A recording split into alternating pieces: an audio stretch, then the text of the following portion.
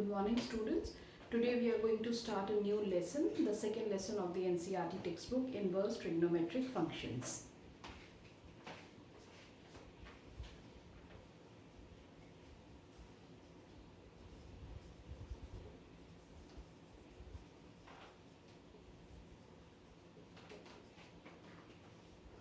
To understand inverse trigonometric functions, we'll go in order. So first of all, we'll see what exactly are functions. Then we'll see what are inverse functions. And then finally we'll come to inverse trigonometric functions. Alright, now to understand what exactly is a function, let us take two non-empty sets A and B. So for example, we have a set A with elements 1, 2, 3 and another finite set B with elements A, B and C. So first, let's find out here the Cartesian product of A and B, which is represented like this, A into B, and this Cartesian product is a set. The elements of this set are ordered pairs, and these ordered pairs show association of each element of set A with each element of set B. Since we have written Cartesian product of A and B, so we'll start with set A. The first element A is associated, the first element 1 is associated to A and B and C. So the associations are written as ordered pairs. Next, let's take the second element of set A, and it is related to A, B and C. Likewise, the third element is related to A, B and C of set B. So this way we have written here 9 elements in the Cartesian product.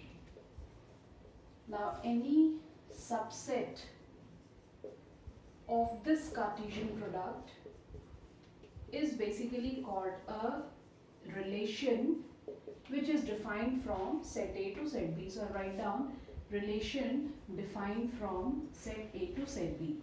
So what is relation? Any subset of this Cartesian product.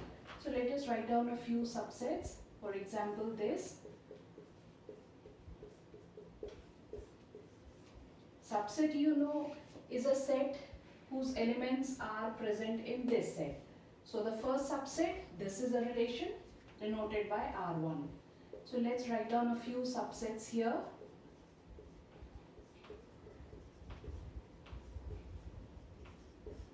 This is one more subset of the Cartesian product. So a relation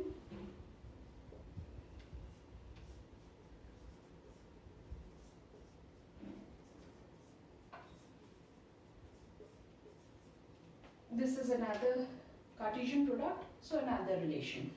So we have defined relation as subset of the Cartesian product, but we are interested to know a function. So what exactly is a function? So to understand what is a function, let us draw the arrow diagrams of these relations. Okay, starting with the first relation. The relation, as I have said, is defined from A to B. So this represents set A, this one. It has got 3 elements. This is set B, which has got elements A, B, C, and this is the relation 1 defined from A to B. This figure is known as an arrow diagram.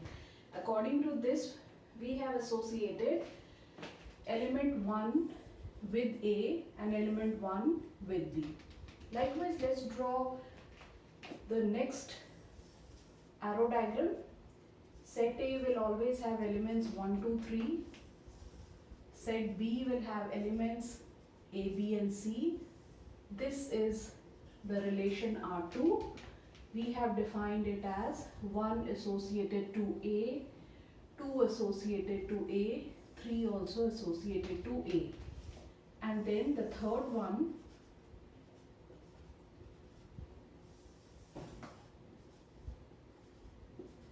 like this. This is defined as relation 3 and it is defined this way.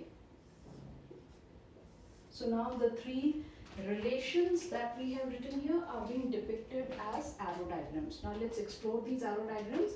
We are finding out which of these can be a function. So for that, looking at the first figure, we get to know that there is an element 1 which has got 2 images.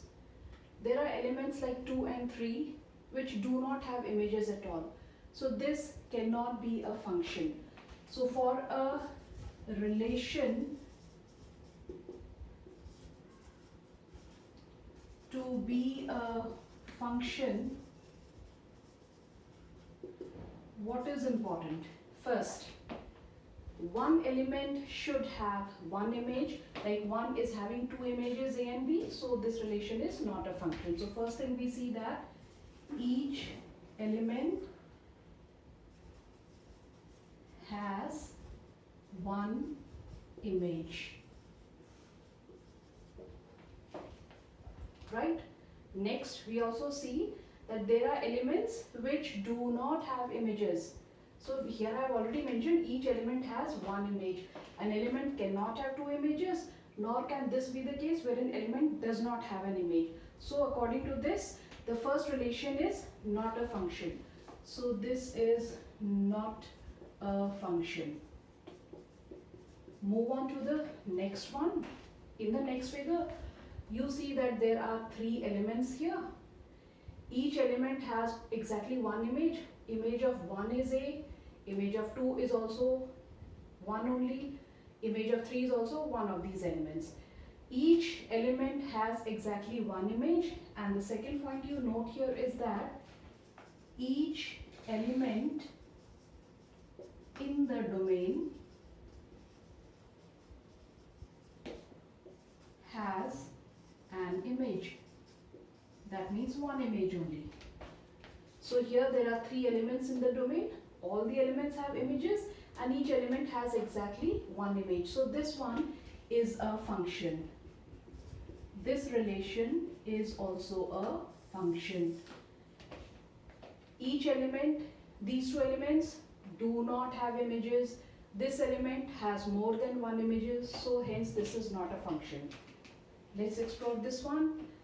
Each element has one image, so you can see each element has one image only. Each element in the domain has an image, so every element in the domain has an image. So that means this is also a function. So that means a function is a special kind of a relation. What is the special thing in the relation? First, each element in the domain should have an image, and that each element should have exactly one image only.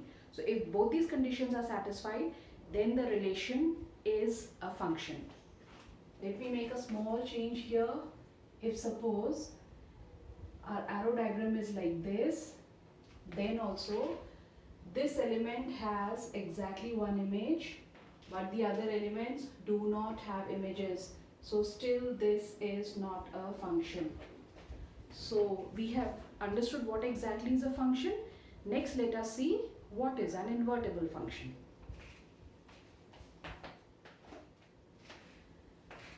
So suppose we have a function defined from set A to set B, and set A is suppose the elements 1, 2, 3, and set B is the set with elements A, B, C, D. So we know from our previous knowledge, when a set is function is written like this, the first set is basically called the domain of the function. This set is known as the codomain of the function. We also have a term like range of a function. So this we'll see in a few minutes. So we are basically trying to understand here how many kinds of functions are there. Okay, so let us define functions into broadly 2 categories. On the basis of the domain of the function, a function can be divided into 2 categories. It is one function, many-one function. Looking at the codomain of the function. A function can be defined as onto function. A function may be defined as into function. If a function is 1, 1, we can also call it an injective function. So many one can also be called as non-injective function. If a function is onto function, it may also be called surjective function, and hence this into function can also be called non-surjective function. What are these kinds of functions? So let's start. The first kind, depending on the domain. So look at the domain. The elements are 1, 2, 3. So here again I'm going to explain with the help of arrow diagrams. So this is set A, and set A has elements 1, 2, 3. This is set B with elements A, B, C and D. One of the functions, suppose it is defined like this.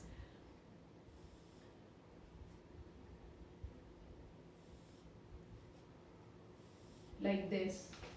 So here you can see in the domain there are 3 elements. All the elements have exactly one image, and all the images are different as well. If this happens, this is said to be a 1, 1 function.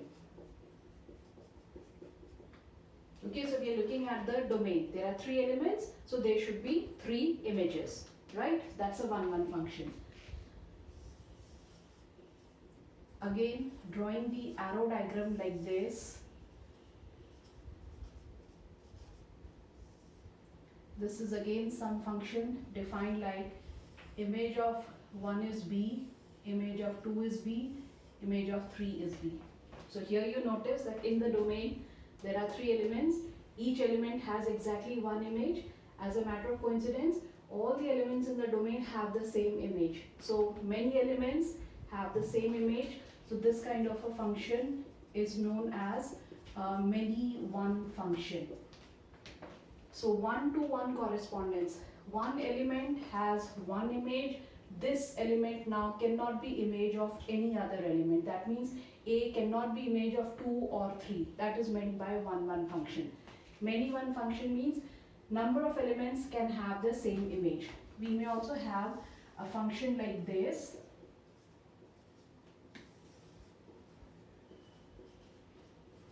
Where image of A is 1, image of 2 is 1. So 2 elements have the same image, but the third element has a different image. So if more than 1 elements have the same image, then it becomes many one function. That means many elements. Many elements basically means more than 1.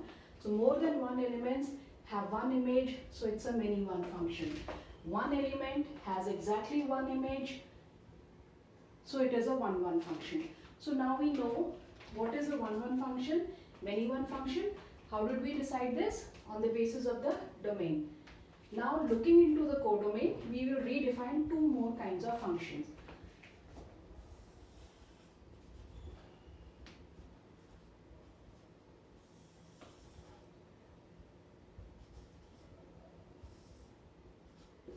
A function here like this, image of 1 and 2 and 3. This is one figure. Let us draw one more figure here.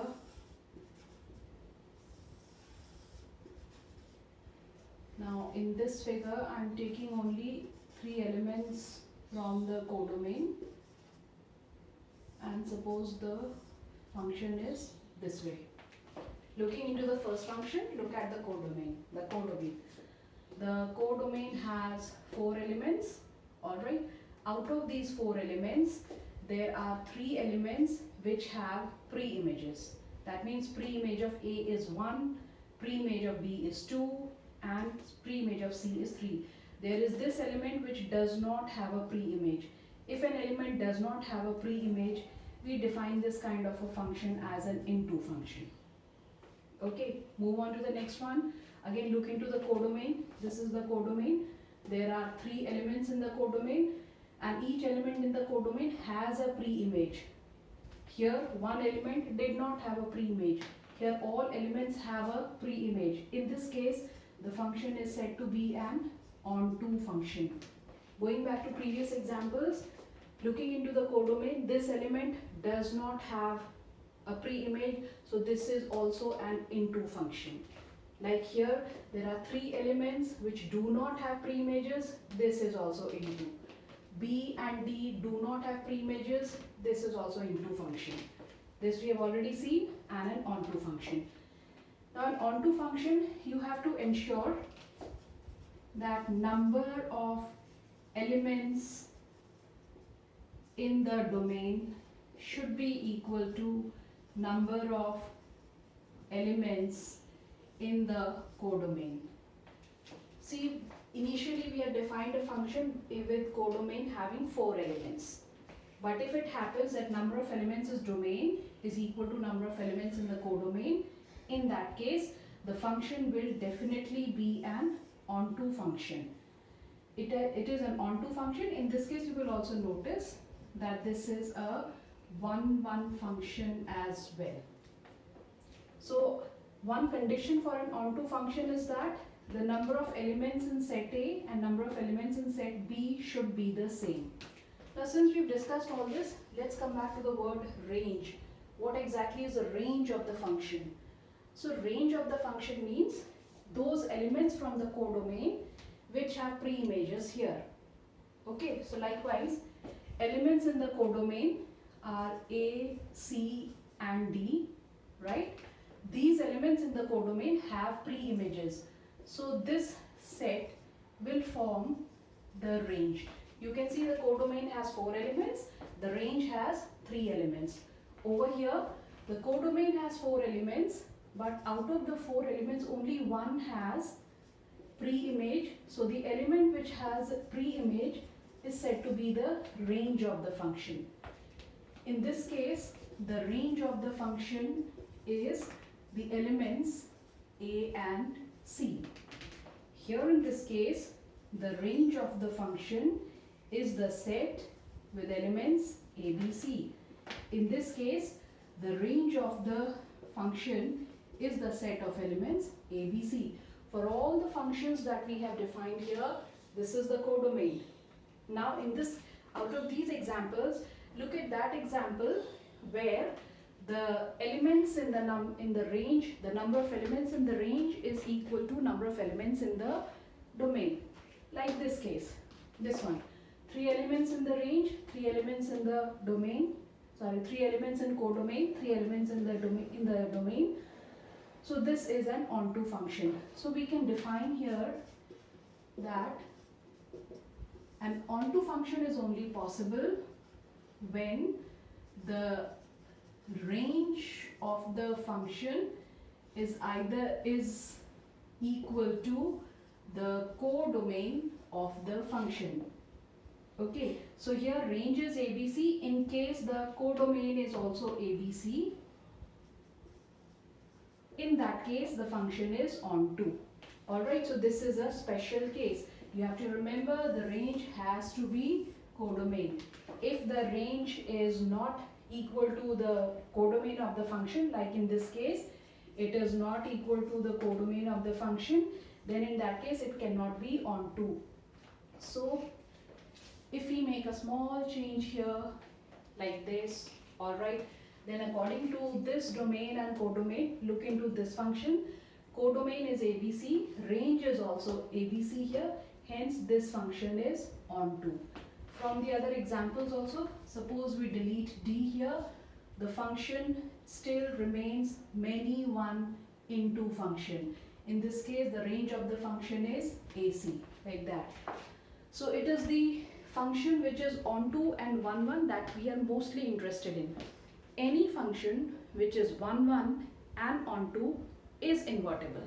Okay, so since we know function, now we can easily define an inverse function or an invertible function.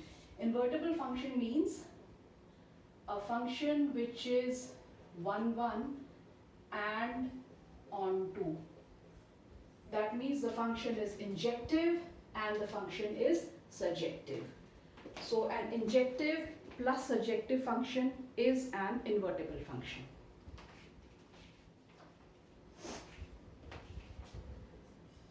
So let us once again see what is an invertible function.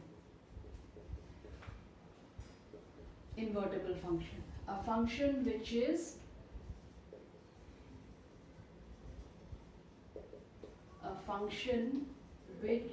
is both 1, 1 and onto is an invertible function. You can also say that a function which is injective and surjective is an invertible function. So another name of invertible function can be bijective function. Bijective function means two characters. What are those characters? The function has to be 1, 1, the function has to be onto. So now, since we know invertible functions, we are going to explore the trigonometric functions one by one. So let's start with the easiest one, that is the sine graph. So y is equal to sine x. Now here, the domain of this function is real numbers, and I'm writing down the range. The range of the function is this interval. What does this mean? That real number means domain. What is domain? The values that can be assigned to x. So in the domain we have all real numbers 1, 2, 3, 4, alright? And so we can find out what is sine 1, sine 2, sine 3, sine pi by 4, sine pi by 2, etc. And whatever are the values of y or the sine x function, it will fall into this category. So for every trigonometric function, I'll write down the domain and the range. Now the graph you can see here, if you look into the graph, you can see that sine of 0 is 0. You can also see that sine of pi is 0. Sine of minus pi is also 0. Sine of plus minus 2 pi is also 0. And this way I can write down more values. What we get to know, that there are elements like this in the domain. Alright, I've taken 5 such values. All of them have image 0. So if a figure is drawn like this, I have taken few values from the domain of the function and few values from the codomain. The codomain, the range, it has got infinite values in this closed interval. Out of these, I've chosen just one here, just to explain you that there are many values here or many x's which have the same image. So that means it is a many one function. Sin x is a many one function. Is it onto? Is it into? So for that, you can once again look into the graph. The moment you look into the graph, choose any value of y and you can obtain a corresponding value of x. For example, if y is 1, then what is x? X can be pi by 2, x can be 3 pi by 2, and so on, right? So here you can see that for every value of y, there will be an x. So the function is defined as many one onto function. It is many one onto. But we are studying here inverse trigonometric function. So what we need is 1, 1 onto function. Since the sine graph is already an onto function, what we get to know is that it is a many one function. And for invertible function, what do we need? We need the function to be a 1, 1 function. How can the function now be 1, 1? This is possible if we divide the entire domain of the function into small intervals. As now you can see in the second graph. So if you look into the second graph, in the second graph we have pointed one interval from minus pi by 2 to plus pi by 2. And this interval is a closed interval. In this interval you can see you get a curve. At this curve, what is special? For every x, there is a unique value of y. That means every element in the domain has got a single image. So in this interval, that way the function becomes 1, 1. So if there are many other intervals here. You can see the interval from, in the next figure, pi by 2 to 3 pi by 2, 3 pi by 2 to 5 pi by 2. All these are intervals where the function is 1, 1. If you move into the negative x-axis, then we have intervals like this, minus 3 pi by 2 to minus pi by 2. So in all these intervals, the function is 1, 1. So what are these intervals called? These are basically called the branches of the domain where the function is 1, 1. Out of all these branches, we choose one branch and we define that as the principal branch. How do we define the principal branch? Principal branch is that branch which has got the angles of the first quadrant. Looking at this, or even looking at the graph, you can easily get to know that this is the interval which has angles in the first quadrant from 0 to pi by 2. So this branch is basically defined as the principal branch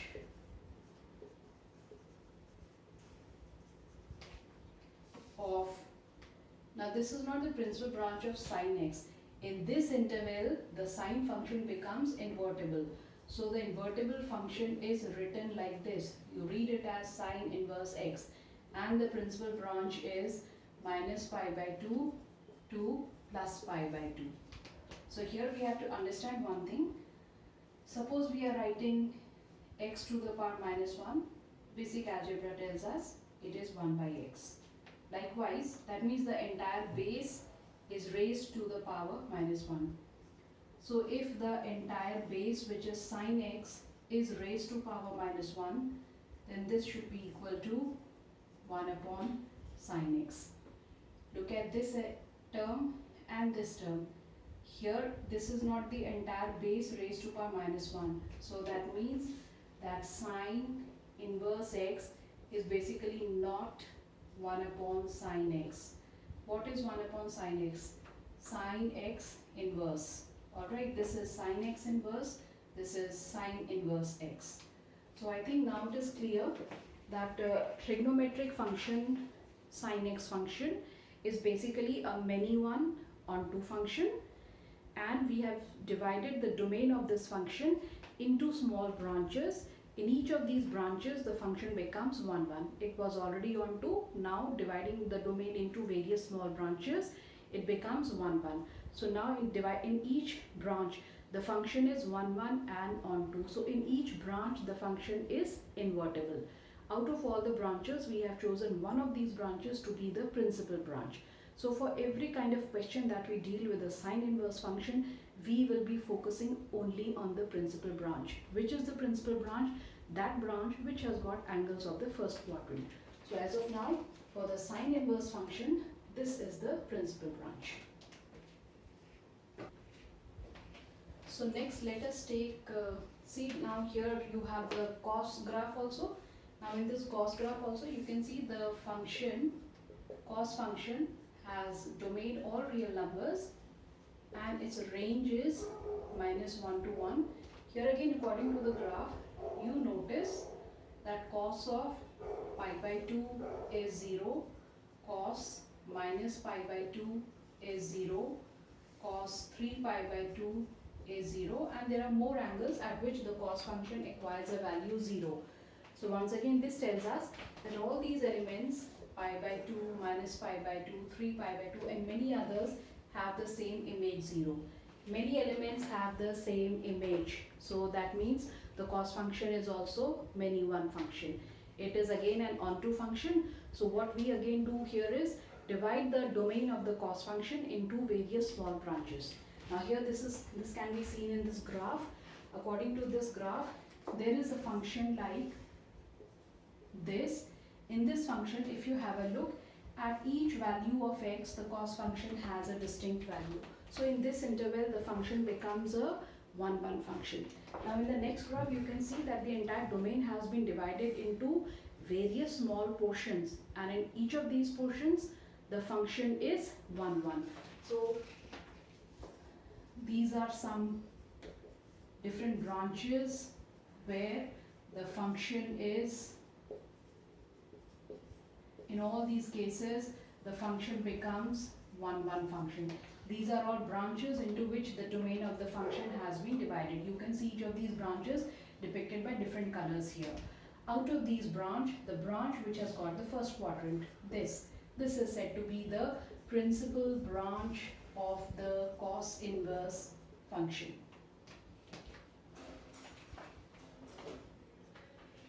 Okay, next we shall see graph of the tan function. Now you know the tan function is defined for all real numbers except odd multiples of pi by 2, right?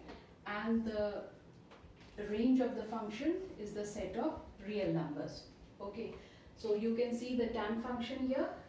Once again, looking at that graph, you can say that tan of 0 is 0, tan of pi is also 0, tan of 2 pi is 0. There are many angles for which the tan function acquires a value 0. I have written here 3 such values. So that means 3 elements have the same image. So once again, the tan function is again a many one function. It is an onto function, but again many one function. So we will again divide the domain of the function into small portions. Now with the next graph here, you can see we have chosen an interval minus pi by 2 to pi by 2. Here you can see that for each value of the angles in this interval, in the open interval, the function has a unique value. Here we are using an open interval simply because the function is not defined at minus pi by 2. Likewise, the function is not defined at pi by 2. So this remains an open interval. Looking into the graph here, you can see various other branches, and the other branches where the function is 1, 1 are these. Okay, if you go to the negative side also,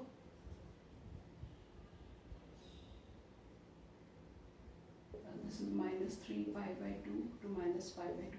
So in each, I've written few branches, and each of these branches the function becomes a 1, 1 function. The function is 1, 1, so this branch, which includes the first quadrant, is said to be the principal branch of the tan inverse function.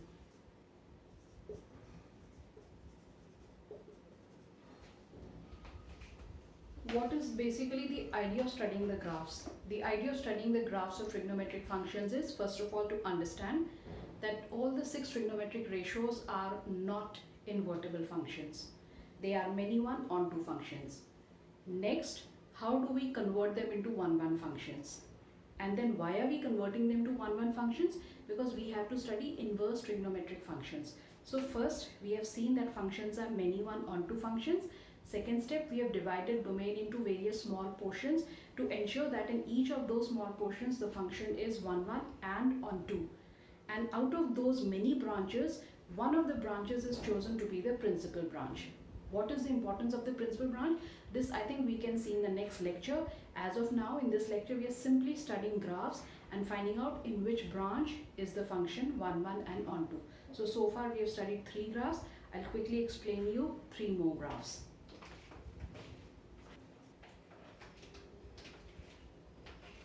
So next, let's see the chord function.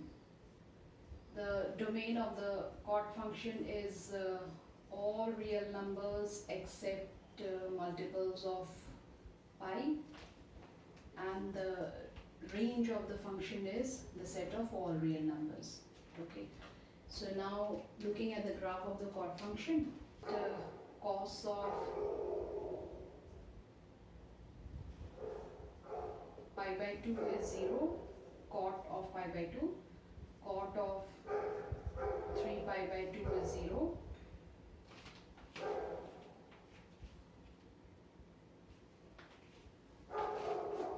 likewise cot of minus 3 pi by 2 is 0. So you can see that these are 3 different angles and all of them have the same image. So we can once again conclude that it is a many one function. Alright, now since it is a many one function, So the domain has once again to be divided into small portions. Looking into the next graph, you see that there is one interval shown there, and this interval is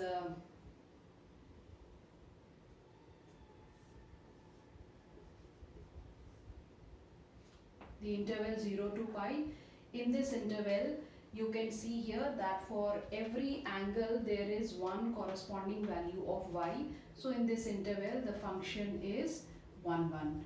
There are many such intervals, pi to 2 pi, 2 pi to 3 pi, likewise here minus pi to 0. So in all these intervals, the function becomes 1, 1 function.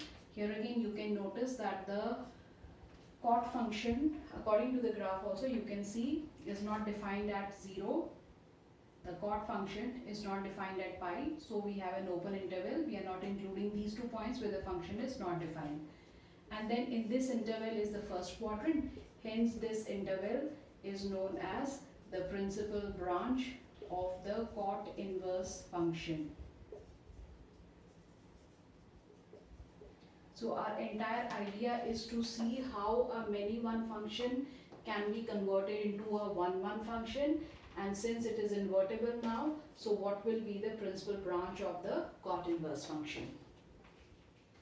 So next we are defining the sec function. The sec function, the domain of this function is the set of all real numbers except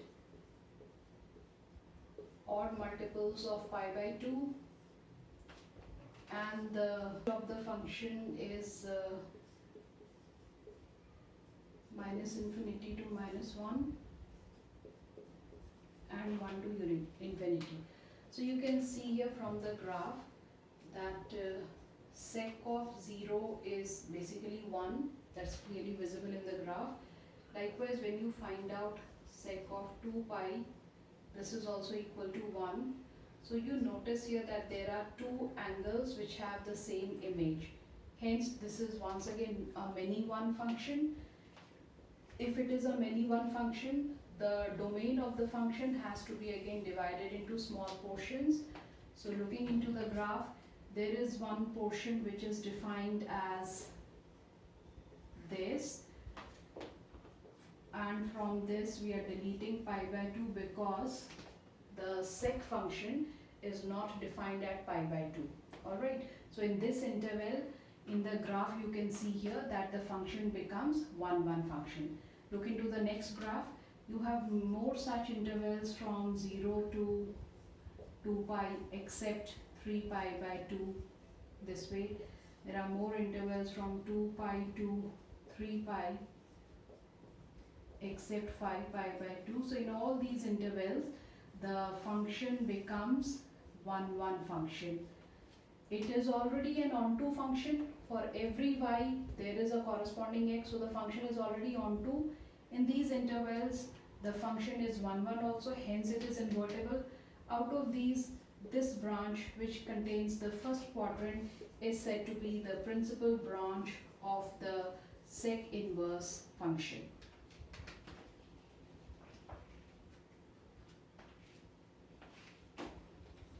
Next, the cosec function. The domain of this function is all real numbers except multiples of pi, and the range of the function is this. So looking into the graph, we can easily write down that cosec pi by 2 is 1,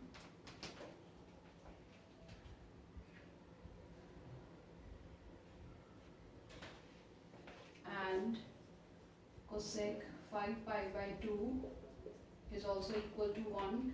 So there are two elements which have the same image, 1. So this is once again a many one function. The cosec function is a many one function and an onto function. So we'll divide the domain of this function again into small portions. This graph, you can see in the graph that there is one branch shown here minus closed interval minus pi by 2 to pi by 2 minus 0, where the function becomes 1, 1.